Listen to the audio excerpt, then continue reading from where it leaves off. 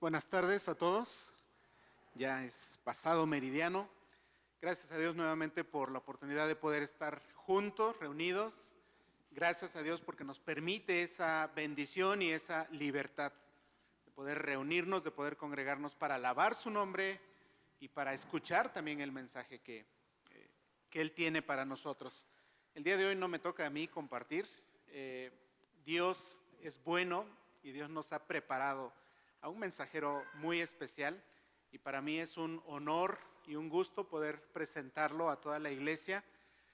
Nos visita, ya lo mencionó mi hermano David, nos visita de Orizaba, Veracruz, mi sobrino Luis David Beristain Fernández, y repito, viene acompañado con su esposa Mónica, con su pequeño Saki. Ya es la segunda vez que nos visitan. Gracias a Dios tuvimos la oportunidad de recibirlos en diciembre pasado y fue de grande bendición haberle recibido y haber recibido el mensaje de Dios a través de él. Y nuevamente el día de hoy Dios nos permite esa oportunidad, esa bendición. Hace varias semanas ya lo contactamos y con toda franqueza, él en primer lugar, yo lo noté en su voz y lo expresó también. Él estaba emocionado y contento de recibir esta invitación y Dios permitió, sobre todo, Dios movió las cosas, Dios movió las agendas para que por cuestiones de su trabajo y por cuestiones también de sus demás actividades en la iglesia donde él se reúne, fuera posible que el día de hoy pudiera estar con nosotros. Entonces, gracias a Dios nuevamente por ello. Entonces, quiero invitarte a pasar, Luis David, por favor, adelante. Él es médico de profesión, él es egresado de estudios bíblicos del CI en Córdoba.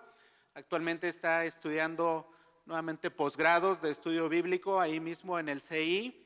Él se congrega en la Iglesia Bautista Gracia, en La Cumbre, Veracruz.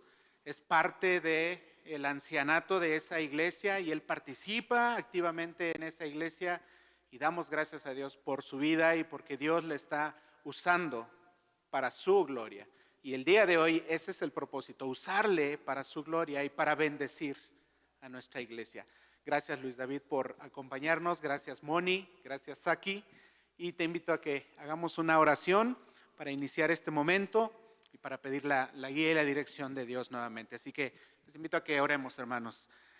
Padre, te damos gracias en esta hora por tu amor, por tu misericordia, por tu gracia en nuestras vidas. Gracias, bendito Dios, porque tus planes son perfectos, tus planes son maravillosos y tus planes tienen propósitos para nuestras vidas. Y te damos gracias porque el día de hoy has traído con bien a Luis David y a su familia a esta tu iglesia, Ebenezer Tecamachalco, para utilizarlo, para hablar a nuestras vidas a través de él. Gracias porque le has permitido preparar un mensaje que sin duda será de bendición a esta tu iglesia. Padre, suplicamos que tu Santo Espíritu lo esté dirigiendo a él, esté dando entendimiento y sabiduría para que él exponga tu palabra y al mismo tiempo que tu Santo Espíritu también esté obrando en cada uno de nosotros quienes escuchamos para poder estar atentos, para que nuestra mente y nuestro corazón puedan estar abiertos a saber que este mensaje es directamente de ti a través de Luis David. Padre, suplicamos que este tiempo sea agradable delante de ti y te rogamos que tu bendición venga sobre esta tu iglesia al recibir tu enseñanza. Ponemos este tiempo en tus manos una vez más. Oramos a ti agradeciéndote y pidiéndote todo esto en el nombre de Cristo Jesús. Amén. Bien, pues vamos a poner atención al mensaje de esta tarde.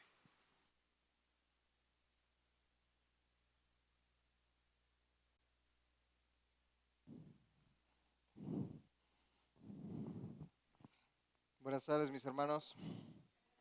¿Sí escuchan?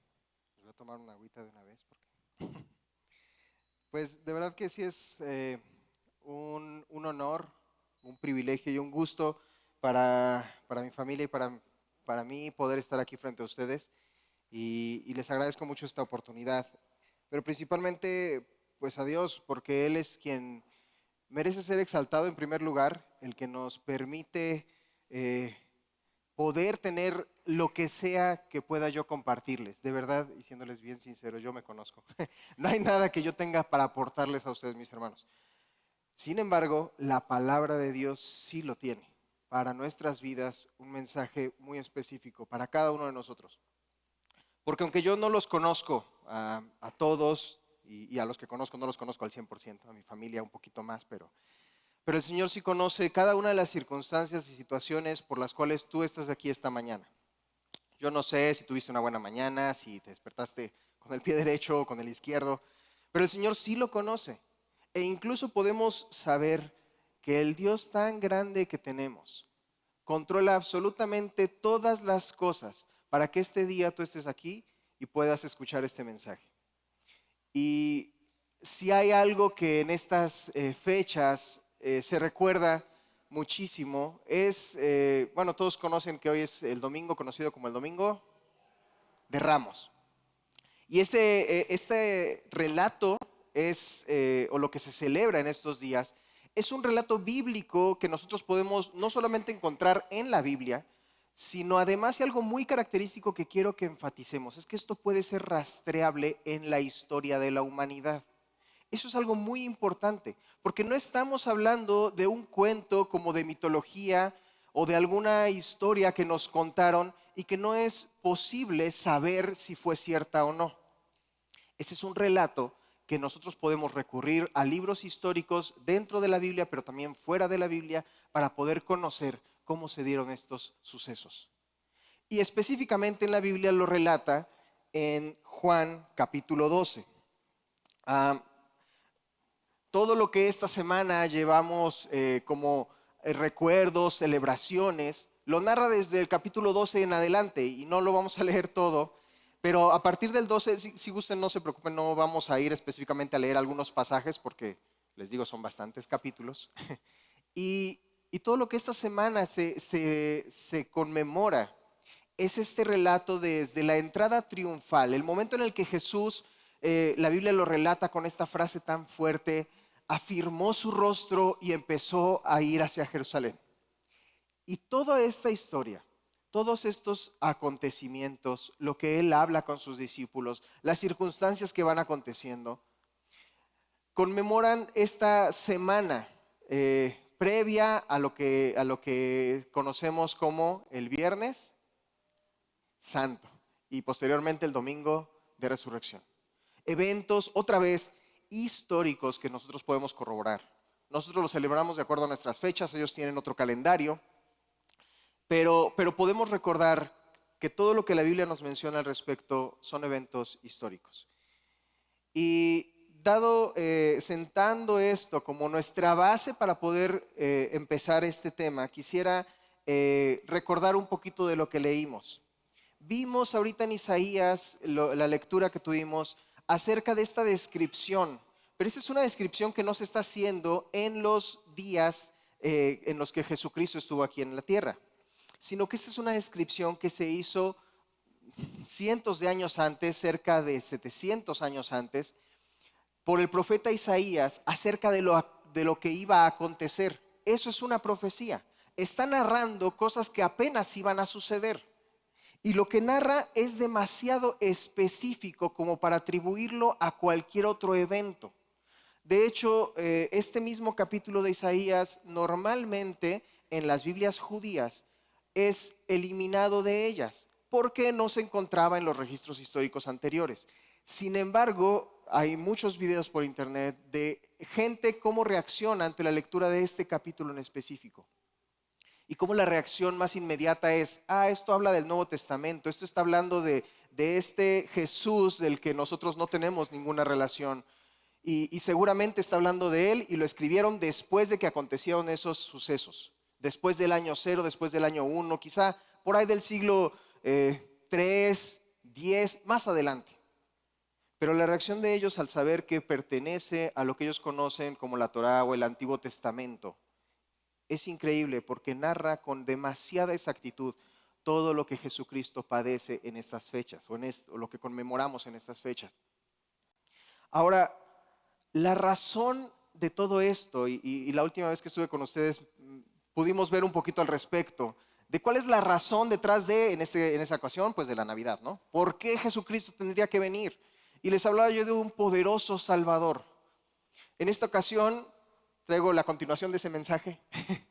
Vengo a comentarles acerca de un poderoso Salvador también, no es algo nuevo, sin embargo, de cómo los acontecimientos que sucedieron fueron no en nuestro plano terrenal, sino un poquito más arriba. ¿Cuáles fueron las circunstancias por las cuales Jesucristo murió? Y basándome un poco, con mucha ayuda del hermano John Piper, a través de sus libros, obviamente, mis hermanos, no tengo el privilegio de conocerlo, pero él relata algunas cuestiones, como el hecho de que cuando nosotros preguntamos, ¿quién crucificó a Jesús? Es una historia muy conocida, toda la gente lo sabe.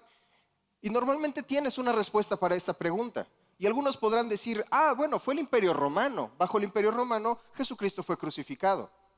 Pero otros tendrán una respuesta un tanto diferente. Podrán decir, bueno, sí fue el Imperio Romano, pero la verdad es que fue un grupo de personas, personas religiosas, judías, que buscaron hacer un complot para culpar a Jesús y entonces entregarlo al Imperio Romano y que lo mataran. Y ambas respuestas tienen bastante de cierto.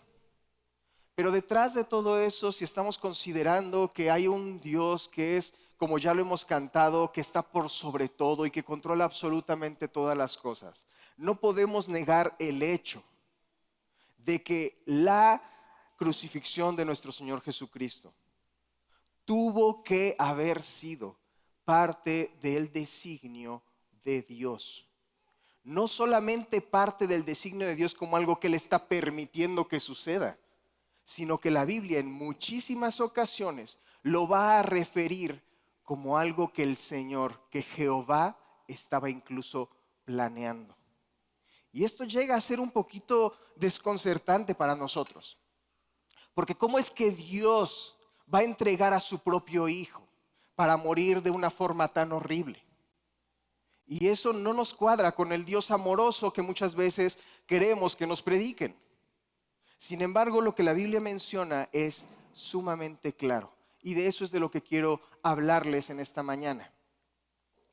Nosotros nos relacionamos y conocemos a las demás personas de diversas formas. Pero cuando llegas a conocer a alguien más o quieres conocer verdaderamente a alguien más, y quizá de jóvenes, en busca de novia, en busca de pareja, sucede mucho esto, ¿no? ¿Cómo buscas relacionarte con la otra persona? Bueno, a lo mejor a ti no te gusta para nada los deportes, pero si a la otra persona le gustan, tú de repente ya te volviste el más deportista de todos. Y si a la otra persona le gustan las computadoras, tú de repente empiezas a saber cosas de eso. Y empiezas a buscar los gustos de las demás personas para tener algo afín. Bueno, la Biblia menciona también acerca de Dios que Él tiene gustos. No les llama gustos. Muy específicamente utiliza la palabra deleites. Y esa es una idea que a veces no tenemos tan clara. ¿Dios se alegra? Por supuesto que sí. El corazón de Dios late, por decirlo así, con más fuerza por ciertas situaciones y tiene preferencia ante ciertas circunstancias y ciertas acciones que Él mismo hace. Por ejemplo, cuando hace la creación, termina de hacer la creación y menciona que Él reposó de toda su obra. Y cuando habla acerca de ese reposo, las palabras lo que nos hacen entender es eso, como una admiración de ver lo hermoso que es, no por una hermosura que solo la creación tenga, sino porque la creación fue sacada de Él mismo, fue expresada por su voz y creada. Es el reflejo de Dios en ese momento de la creación totalmente perfecta, lo que Dios contempla y le alegra. No solamente eso, hay muchas frases de estas en la Biblia y específicamente quisiera que viéramos algunas. Por mencionar, sin buscar en su Biblia, encontramos muchas veces la frase, principalmente en el Antiguo Testamento, que por amor a su nombre, Jehová hace cosas. Jehová muchísimas veces se relaciona así, perdona la maldad por amor a su nombre.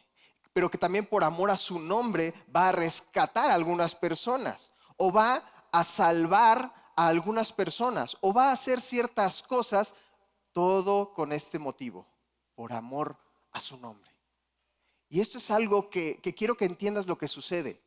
No solamente es el corazón de Dios latiendo con más fuerza, sintiendo alegría por lo que está sucediendo al ir a hacer estas cosas. Si te das cuenta, es toda la creación la que se alegra conforme Dios se alegra.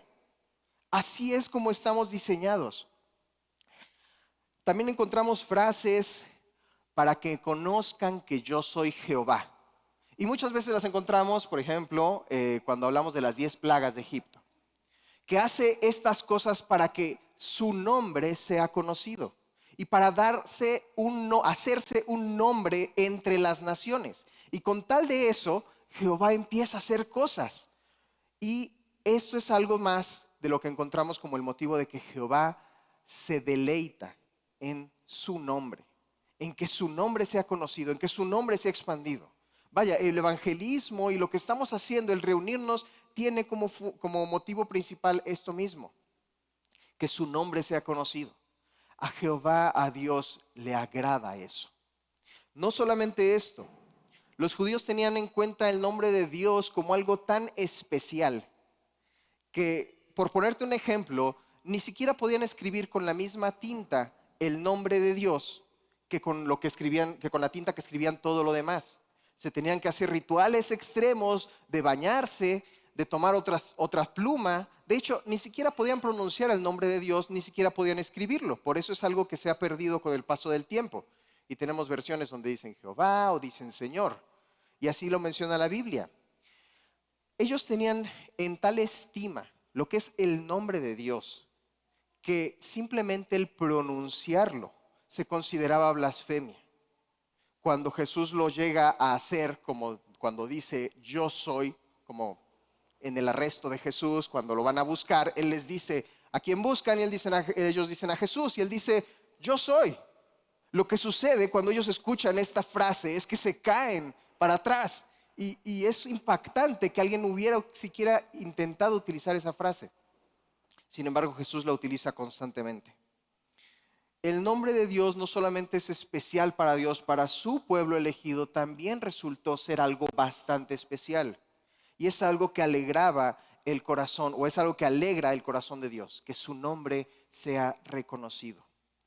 No solamente esto, en Josué también encontramos la historia de Josué. Van a la tierra prometida, y cuando entran a la tierra prometida derrotan a una nación, y en la siguiente nación, que parece ser un pueblo pequeño, son derrotados. Y entonces Josué clama algo, y me gustaría que lo buscáramos ahí, sí, por favor, en el libro de Josué, en el capítulo 7, versículo 8. Porque la frase que utiliza Josué es un poquito, para mí me parece bastante rara.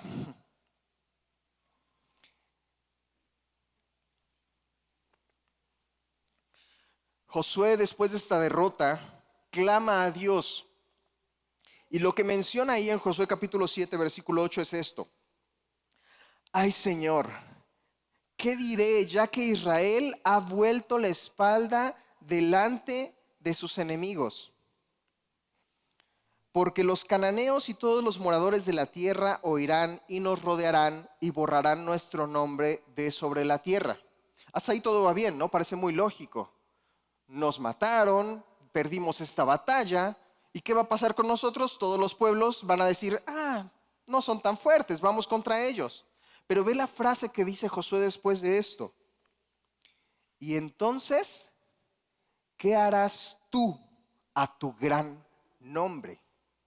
Para Josué era tan reconocido que el nombre de Dios le importaba a Dios a tal grado, que ese es el motivo al que clama Josué, para poder expresarle a Dios que lo salvara, para poder buscar en Dios esa misericordia que Él da y que lo salve. Esa es la cuestión, y mis hermanos, es algo que quiero dejar bien en claro. El nombre de Dios es especial para Él. Su fama, el hecho de que Él sea conocido, porque al final de cuentas Él es el rey de esta tierra, como lo hemos cantado. Él la hizo. Hay otras cosas también que deleitan el corazón de Dios, como su Hijo. Hay muchas frases en el Nuevo Testamento, como cuando Jesús es bautizado y se escucha una voz que irrumpe en la humanidad, en toda la creación, y dice: este es mi Hijo amado, en él me complazco. Y esa misma frase se puede repetir cuando se vuelve a repetir, cuando Jesús es transfigurado. Justo antes de subir al cielo, Él se muestra con toda su gloria a algunos de sus discípulos, y lo que se escucha es una frase muy similar: este es mi Hijo amado, dice Dios, en quien tengo mi complacencia. Él me complace, Él alegra mi corazón, Él es mi deleite. Y esto es muy lógico. A Dios le deleita su nombre, a Dios le deleita su Hijo. Sin embargo, los acontecimientos con los que estamos viviendo en estos días conllevan el deleite de Dios en algo más. Dios no solamente se deleita en su nombre y en su Hijo, Dios se deleita en su pueblo. Y no estoy hablando específicamente de la nación de Israel, aunque ciertamente lo es, pero Dios se deleita en aquellos que esperan en Él. Y no solamente se deleita en ellos, se deleita en hacerles bien a aquellos que esperan en Él. Pero dentro de todo esto va a haber una pequeña cuestión. Porque así como Dios se deleita en su nombre y en su Hijo, también se deleita en las personas que esperan en Él, en todos aquellos que han puesto su confianza en Dios. Sin embargo, estas personas no son igual que su Hijo. No podemos llamarlas de la misma categoría, no podemos decir que son similares en algún aspecto. ¿Por qué? Porque Romanos específicamente nos menciona, y podemos ir hacia allá, por favor, Romanos, toda la carta, pero específicamente algunos versículos.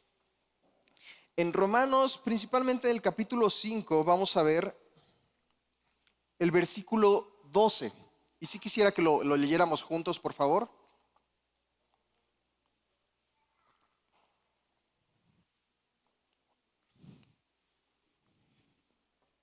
Ya lo tenemos, Romanos capítulo 5, versículo 12. Listo. El problema lo vamos a ver más específicamente en Romanos, pero toda la Biblia nos habla al respecto. Un problema que este pueblo con el cual Dios se deleita en hacerles el bien tiene. ¿Y cuál es este problema? Dice Romanos así: por tanto, como el pecado entró en el mundo por un hombre, y por el pecado la muerte, así la muerte pasó a todos los hombres, por cuanto todos pecaron. Acá hay un gran problema, porque si tú quieres saber qué es el pecado, yo entiendo que a lo mejor en nuestros días la palabra pecado se ha aligerado muchísimo. Y le decimos un pecadito blanco, le decimos un pecado menor y cuestiones de este tipo. Para alguien que verdaderamente ama el nombre de Dios, para Dios mismo, y yo creo que en este mundo ningún humano llega a ese nivel, que alguien profane el nombre de Dios, sea con una mentirota o una mentirita, sigue siendo ofensivo para aquel que ama mucho el nombre de Dios. Una blasfemia pequeña hacia Cristo Jesús, hacia el Hijo de Dios, o grande, no hace diferencia para aquel que ama mucho y se complace y tiene toda su complacencia en el Hijo de Dios. ¿Te das cuenta del gran problema que hay aquí? Dice Romanos que todos los hombres pecaron. El hermano Piper menciona que en la esencia del pecado, lo que motiva el pecado y que tiene muchas expresiones, puede verse como una mentira, puede verse como adulterio, puede verse como blasfemia, puede verse de muchísimas formas, puede verse como odiar a tu hermano. Pero la esencia y lo que motiva el pecado es justamente el no honrar el nombre de Dios, no honrar a Dios, o en su defecto no honrar a Cristo Jesús, que es el resplandor de la gloria de Dios. Pero al final de cuentas todo el pecado tiene que ver con ese punto. Y resulta entonces que el pueblo con el que Dios se quiere deleitar todos son pecadores. ¿Cómo es que Dios se puede deleitar en su nombre, pero se deleita también en las personas que han ido en contra y han ofendido su nombre? Esto no es un problema pequeño, este es un problema de dimensiones literalmente cósmicas. Ese es el mayor problema que la humanidad tiene. Hemos ofendido el nombre de Dios. Desde mentirle a mi hermano hasta rechazar a Dios y decirle: sabes que yo no quiero nada contigo, aléjate de mí, yo tengo mi vida propia y la voy a hacer de esta forma. Y desde cosas tan pequeñas a cosas tan grandes, la Biblia menciona: por cuanto todos pecaron. Y esta es la situación. ¿Cómo te reconcilias con un Dios al que has ofendido? Un Dios que no se le va a olvidar lo que sucedió. Un Dios que no va a pasar por alto la ofensa a su nombre, en el cual Él se deleita tan fuertemente. En toda la Biblia podemos ver esto y se menciona como una sinfonía, como una cuestión que tiene como dos tonos diferentes. Un tono en el cual Dios se puede alegrar en sí mismo, pero también en un pueblo que resulta ser pecador. Y la única forma de reconciliar estas dos situaciones es en los eventos que suceden la semana que estamos conmemorando. Solamente en ese momento hubo un hombre en la tierra que pudo reconciliar a Dios, que quiere deleitarse en su pueblo, y un pueblo pecador que espera en Dios. Esa es la situación que estamos conmemorando en estas semanas. Escuchábamos hace un momento acerca de este rey que viene, y como lo mencionábamos, ¿no? En la entrada triunfal se le canta, porque es un salmo de donde se toma, y se le dice: Hosana, hijo de David. El pueblo se alegró a tal grado que lo que buscaban con las palmas de forma muy precaria es: tú no eres digno de pisar este polvo, tú deberías de estar en lo alto y lo sublime, y por lo menos una palmita te ayuda a no pisar el polvo. Esa es la intención de la gente cuando ven a este rey que viene entrando, y la profecía dice: viene de una forma humilde, montado en un pollino. Está cumpliendo Cristo Jesús todas estas profecías a lo largo de su vida. Y cuando la gente se da cuenta de quién es Él, empiezan a clamarle esta frase en hebreo que dice: Hosana. ¿Alguien sabe qué significa esta frase? Sálvanos. Y lo dice con un carácter de urgencia. ¿Qué está pasando con esta gente? Ellos están reconociendo estas dos situaciones. Nosotros somos pecadores. Dios es santo. Y Dios, cuando venga a visitar a su pueblo, podría venir en un tono de juicio a destruir toda la maldad. Pero ellos se dan cuenta, cuando ven hacia sí mismos, y es lo que deberíamos de hacer nosotros constantemente, cuando vemos hacia nosotros mismos, darnos cuenta que hay maldad adentro de mí. Y que si yo me quiero presentar frente a un Dios que es 3 veces santo, que está apartado de toda maldad, apartado de todo lo que pudiera considerarse pecado, y no solamente apartado del pecado, sino que honra su propio nombre con tal fervor, el momento en el que yo me presente debería de ser consumido por su ira y por su enojo, el cual yo mismo he provocado, al blasfemar, al vituperar, al deshonrar el gran nombre de Dios.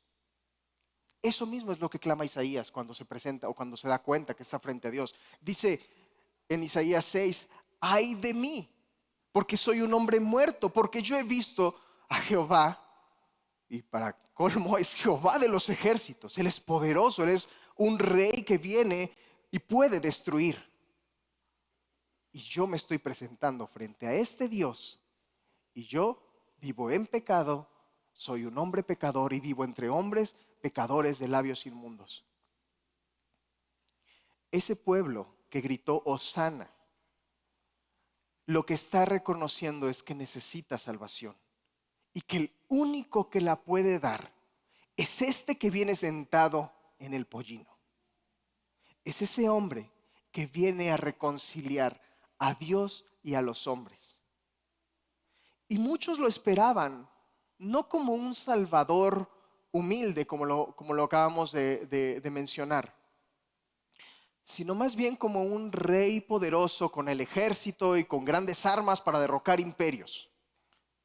Sin embargo, lo que vemos a través de la Biblia y los eventos de esta semana nos dan a entender que ese Salvador está muchísimo más allá de lo que nosotros comprendemos o entendemos.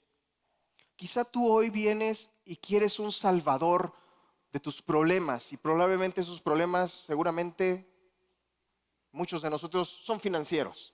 Y quieres un Salvador que te dé la solución a estos problemas que tienes. O quizá tus problemas son familiares y quieres que Él restaure tu matrimonio. Y no te estoy diciendo que no lo va a hacer, podría hacerlo. Él tiene la capacidad de eso y mucho más. Quizá tus problemas son de salud y Él tiene la capacidad de sanar enfermos, como la Biblia lo relata claramente. Pero si tu vista se queda en lo que tú necesitas, en lo que tú crees que necesitas, este no es un gran y poderoso Salvador, porque solamente está cumpliendo lo que tú necesitas. Pero cuando este gran y poderoso Salvador se da cuenta de lo que tú no solamente ves en tu corta vista, sino lo que está más allá de eso, el gran problema que representa no solamente tus cuestiones financieras, tu salud o tu familia, sino el gran problema que tienes con el Dios del universo, frente al cual un día te vas a presentar. Y la gran problemática que eso representa, que una persona pecadora se presente frente a un Dios santo. Ese es el verdadero problema que un gran Salvador va a atacar. Y es por eso que no viene montado en un caballo blanco con un ejército siguiéndolo detrás de él. Ciertamente un día vendrá y hará eso. Pero en esta venida, lo que recordamos en estas semanas es que Él vino montado en un pollino. Y como lo hemos leído en Isaías, y quisiera que fuéramos allá, el hecho de lo que Él está haciendo son dos cosas en una sola. Por un lado, está rescatando a un pueblo, pero por otro lado, está deleitando a Dios con su obediencia. Está deleitando el corazón del Padre al Él ser obediente a lo que el Padre le ha mandado. Isaías capítulo 53, leímos en el versículo 4, y quiero que pongas mucha atención en esto, porque aunque sí le está hablando al pueblo judío, definitivamente fue escrito para ellos, pero esto exactamente se aplica a ti y a mí el día de hoy. Te voy a pedir que lo sigas con la vista. No pienses en nadie más, piensa solamente en ti en este versículo, porque te está hablando a ti. Ciertamente llevó Él nuestras enfermedades y sufrió nuestros dolores. Un poco más adelante menciona así, en el versículo 6. Bueno, vamos a leerlo todo. Nosotros le tuvimos por azotado, por herido de Dios y abatido, pero Él, o más Él, fue herido ¿por qué? Por nuestras rebeliones. Y fue molido por nuestros pecados. El castigo de nuestra paz fue sobre Él, y por su llaga fuimos nosotros curados. En una sola palabra, mi hermano, ¿de quiénes está hablando? De nosotros. De alguien que está haciendo algo por nosotros, por ti y por mí. Él no tendría por qué haber pasado por todo esto, ¿te das cuenta? O sea, si el versículo dijera, Él sufrió por mis dolores y los de Él, pues Él se está haciendo un favor. Pero no se está haciendo un favor a Él, nos está haciendo todo el favor hacia nosotros. Son nuestros dolores lo que lo llevaron a Cristo Jesús a la cruz. Fue nuestro pecado, fue nuestra enfermedad, fue nuestra rebelión la que llevó a Cristo Jesús a la cruz. Hay un hermoso himno que recuerdo que menciona, no sé si todavía lo canten aquí, la verdad yo tiene mucho tiempo que no lo canto, pero dice: no son los crueles clavos que te sujetan a la cruz, fue tu amor por mí, por un pecador. Si puedes entender que ese pecador del cual se está refiriendo eres tú y yo, te das cuenta que lo que hizo Cristo Jesús es algo muchísimo más grande que cualquier expresión de amor que el ser humano haya podido tener en todo el mundo. Está poniendo su vida por su pueblo, con tal de que ese pueblo ya no sea un pueblo pecador y entonces Dios pueda deleitar su corazón en ellos y encuentre deleite en poder hacerles todo el bien que Él quiera, porque ya no son personas que han ofendido el nombre de Dios. Ahora son personas que han ofendido el nombre de Dios, redimidos, lavados por la sangre de un justo y perfecto Salvador.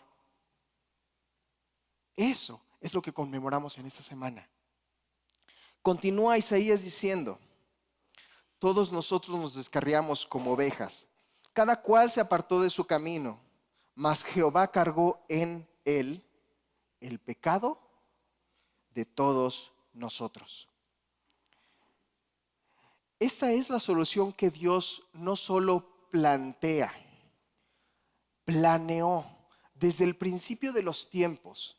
Y lo podemos ver desde Génesis. Desde que la humanidad cae, lo primero que Dios hace es mostrar su plan redentor y decir: un día el pecado que ha entrado en la humanidad, como ya lo vimos, por un hombre, Adán, el pecado que ha entrado va a ser revertido. La maldición que cayó sobre Adán, sobre Eva, sobre la tierra, sobre toda la raza humana y toda la existencia y toda la creación, un día vendrá un hombre y revertirá todo eso. Y eso es muchísimo más de lo que tú y yo nos imaginamos, porque no entendemos ni siquiera las dimensiones a las que se está refiriendo. Tú y yo podemos ver en nuestras casitas o por acá plantas con espinas. ¿Has visto plantas con espinas? ¿Quién no se ha espinado, agüetado? ¿Entiendes que eso tiene que ver con el pecado del hombre? Es algo tan normal para nosotros que haya dolor en este mundo, que no lo vemos como algo diferente, como algo anormal. Sin embargo, cuando Jesús caminó por esta tierra, Él veía dolor y lo que podía hacer era revertir ese dolor, sanar enfermedades. Eso es lo normal, pero tú y yo no conocemos lo que es lo normal. Solamente Cristo es un verdadero hombre que conoce lo que es lo normal. Solo Él puede revertir el pecado que tú y yo tenemos. Y dice la frase de Isaías más impactante en el versículo 10: con todo eso Jehová quiso quebrantarlo. Y esa frase, desde el original, la palabra quiso tiene que ver con esta misma palabra de deleitarse. Y es algo impactante, quizá por lo menos para mí lo fue, el pensar que Dios se deleitó en quebrantar a su Hijo. Porque para empezar, muchos lo mencionan incorrectamente, sin estudiarlo bien, como abuso de menores cósmico, como pensando en un pequeño, ¿no? Pero lo que está sucediendo en todo esto no es eso en absoluto. Lo que Dios está deleitando es que el Hijo es tan amoroso del nombre y la gloria de Dios, pero al mismo tiempo es tan amoroso con aquel pueblo que necesita la redención y que no tiene ninguna esperanza fuera de Él mismo como Salvador, que lo que Él va a hacer es, como ya lo leímos en Isaías, poner su vida con tal de que la gloria de Dios siga siendo gloriosa y que estos pecadores puedan llegar al cielo algún día. Esa es la obediencia de Cristo en la cruz, al llevar y hacer todo lo que le fue encomendado por el Padre hasta llegar a la cruz, sufrir por ti y por mí, tomar nuestro lugar y 3 días después, como un rey totalmente victorioso, resucitar. Eso es lo que Él está haciendo, y en eso por supuesto que el Padre va a poner toda su alegría, su complacencia, su deleite en un Hijo obediente y un poderoso Salvador que puede salvar, según la Biblia, una multitud incontable de personas. ¿Te das cuenta que eso debe de deleitar también tu corazón y el mío? Este Salvador, que aunque muy poderoso, y lo es, podría llamar una legión de ángeles, sin embargo, en esta visita que él hizo, viene como un rey humilde. Y te lo recuerdo, viene montado en un pollino, para que todos puedan acercarse a él en humildad, buscarle y encontrar en él salvación. Lo que clamaba esa gente: sálvanos ahora. Eso es lo que van a encontrar en este rey. Continúa el pasaje de Isaías, que Jehová quiso quebrantar a su hijo, se deleitó en hacer eso. Más allá del imperio romano que controlaba el gobierno, más allá de los judíos que controlaban la política prácticamente de toda esa zona, más allá de Judas que controlaba la bolsa de dinero y que él lo entregó, por sobre todas esas cosas hay un Dios que lo conoce absolutamente todo y que no se le escapa absolutamente nada, y que todo eso lo había ya considerado e incluso de cierta forma planeado para que Cristo tomara nuestro lugar y fuera en nuestro lugar a la cruz, sujetándole, dice Isaías, a padecimiento, y que cuando haya puesto su vida en expiación por el pecado, cuando él haya terminado su obra, como lo menciona claramente Jesús, cuando termine su obra, sucederán cosas. Hasta ahí nos vamos a quedar tantito. ¿Por qué? Lo que está mencionando aquí es que el sacrificio que Cristo Jesús va a realizar no solamente va a magnificar la gloria de Dios, demostrándole al mundo lo grave que es el pecado, porque eso es lo primero que deberíamos de ver en la cruz. No una persona que nos cause conmoción y decir: ay, pobrecito, sufrió. No, lo que él está haciendo es decir: te das cuenta, el pecado hace esto. El pecado es así de grave para Dios. Tú y yo lo vemos como algo ligero y como algo cotidiano incluso, y espero que no como algo que podemos realizar, sino que Cristo pone nuestra mirada en decir: la gloria de Dios es tan inmensa que todo pecado debería de ser tratado de esta forma. Por un lado. Por otro lado, Cristo también va a obtener para sí mismo un pueblo, va a rescatarlos de las garras del infierno que ya nos tenían prácticamente en sus manos. No por otra cosa, no es, y por favor, si han escuchado alguna versión de esto, no la crean. No es que Cristo le está pagando su sangre al diablo para rescatarnos de él. El diablo está tan sujeto a Dios como nosotros también lo estamos. El infierno no es un lugar donde el diablo reina, es un lugar de tormento para el diablo. Eso es lo que la Biblia así lo describe la Biblia. Es un lugar de tormento para ellos, para el diablo y sus ángeles. Él no está reinando sobre nada. Bueno, sobre este mundo, pero porque Cristo lo permite en este momento. Pero de ninguna forma Cristo tiene que pagarle algo al diablo. Lo que Cristo está haciendo es hacer el pago frente a Dios. Es Dios quien exige que ninguna persona pecadora se puede presentar frente a Él. Y es entonces Cristo Jesús que toma nuestro pecado y lo quita de la ecuación, para que tú y yo nos podamos presentar frente a Dios limpios. Y de esta forma, como les decía, Cristo toma un pueblo para sí mismo. Y es lo que describe Isaías. Dice: cuando haya puesto su vida en expiación, no antes. No puede suceder esto sin que Cristo muera y sea crucificado en una cruz. Solamente cuando Él haya puesto su vida en expiación por el pecado, es entonces que verá un linaje. Es por esa razón que tú y yo nos llamamos el día de hoy hijos de Dios, porque entendemos que no solamente hemos sido rescatados del infierno, sino que además no somos intrusos en el cielo. Somos invitados, y no solamente invitados por parte del Hijo, somos hechos coherederos. ¿Quiénes son los coherederos? ¿Quiénes son tus coherederos? pues tus hijos. Si no es tu hijo, pues no va a heredar, ¿o sí? Bueno, podría ser. Pero si ya hereda, pues lo haces tu coheredero. La cuestión es que somos tratados como el hijo exactamente igual. Somos hechos hijos de Dios por medio del sacrificio de Cristo Jesús.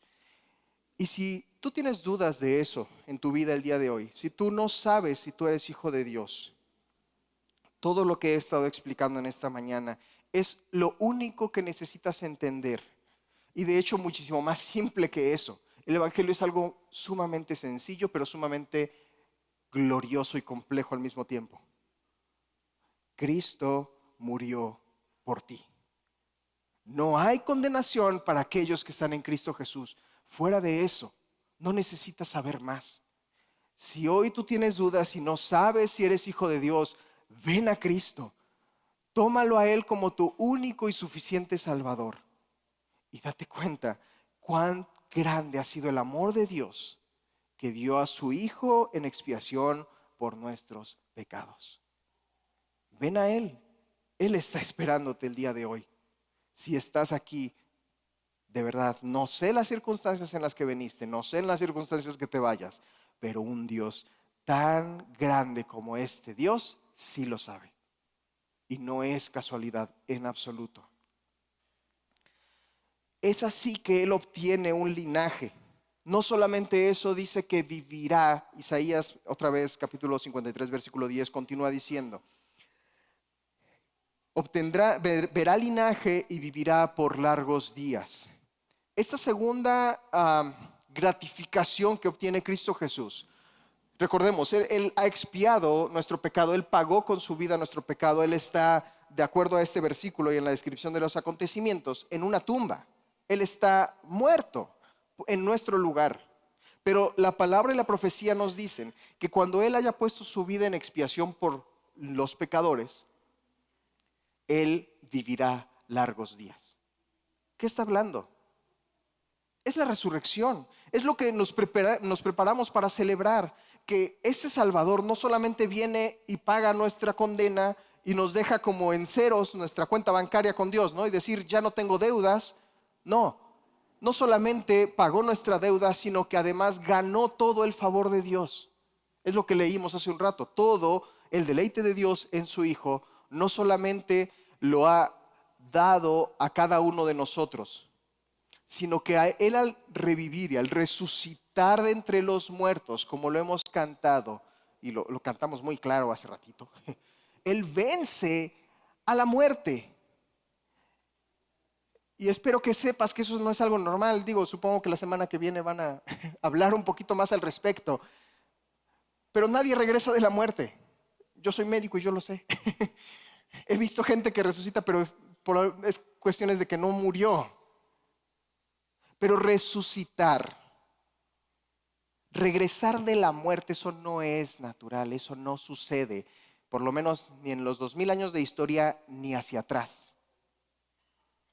Solamente un hombre que vino sentado en un pollino, que puso su vida en expiación por los pecadores, podría haber ganado eso, vivir por largos días. Y tú dirías, ya terminó su obra, ya vive por largos días, ya puede estar tranquilo. ¿Sabes lo que está haciendo el día de hoy? Está frente al trono intercediendo por esos mismos pecadores como tú y como yo, asegurando nuestra salvación para siempre. No hay pierde en este lugar. No hay forma de que se le escape por ahí algún pecador que quería ser redimido, porque para empezar eso no existe.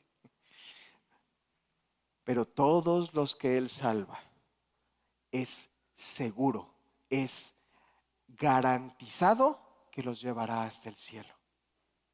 Y de nuevo, sé que ya se los he dicho muchas veces, pero eso mi hermano es un poderoso Salvador. Eso es uno que merece ser glorificado y merece ser honrado. No solamente por nuestras voces, por supuesto, debemos hacerlo, sino por toda la creación, como lo hemos cantado y lo leímos, que todo lo que respira alabe a este Dios por la gran salvación que Él ha dado para personas que no lo merecíamos en absoluto. Él vive por largos días y espero que esa pueda ser un consuelo para ti y lo puedas decir y con mucho gozo y mayormente la semana que viene, pero también hoy. Él vive y vive para interceder por ti y por mí. Y la tercera cuestión, dice, continúa el versículo 10, vivirá por largos días. Y por último, y la voluntad de Jehová será en su mano prosperada. La palabra que utiliza ahí, mis hermanos, cuando dice voluntad, es exactamente la misma palabra que utilizó hace un momento cuando dijo que la voluntad de Jehová era quebrantar al Hijo.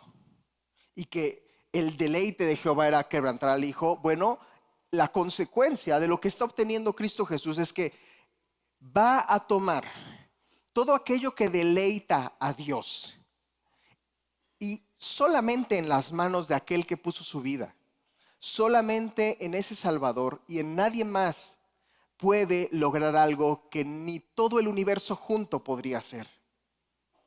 Va a tomar los deleites de Dios y los va a magnificar para que Dios pueda deleitarse, si tuviéramos que ponerle una medida, en sobremedida, para que Él pueda gloriarse en su nombre, que ha sido exaltado, que ha sido vindicado de todas las ofensas que se le han hecho.